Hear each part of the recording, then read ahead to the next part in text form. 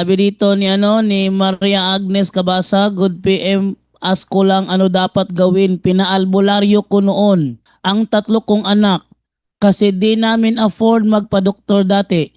Di ko kasi alam na masama yun. Dapat ko ba ikumpisal sa pare tas open din third eye nila? Yes, dapat ikumpisal yan sa pare at hindi lang ikumpisal, kailangan din iyang i-renounce. Siguro magtaka ang iba, bakit po ba kailangan i-renounce? Nagkumpisal na nga, ba't kailangan pang mag-renounce? Ito kasi ang mangyari. Nang tayo'y makagawa ng kasalanan, every sin is a pact to the devil. Every serious sin is a serious pact to the devil.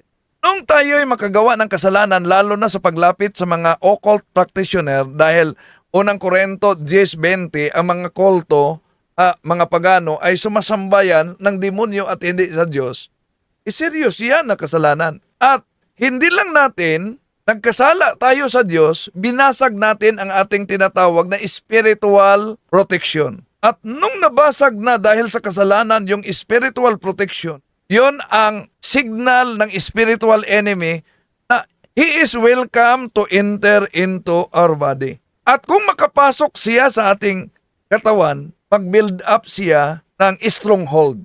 Kaya di makapagtataka bakit yung iba nangungumpisal na pero ulit-ulitin pa nila ang kasalanan sa paggawa tapos ng pagkumpisal. Bakit? Dahil ang demonyo na resulta sa naturang kasalanan ay hindi pa umalis sa katawan. Kaya yun ang dahilan na maliban na nangumpisal, kailangan talagang i-renounce.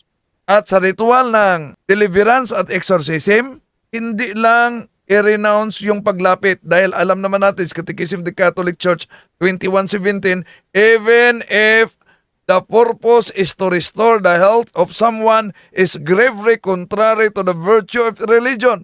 Kailangan din ilista yung pangalan ng mga albularyo at kailangang i-renounce pati na ang kanilang pangalan at ang mga espiritu sa naturang albularyo.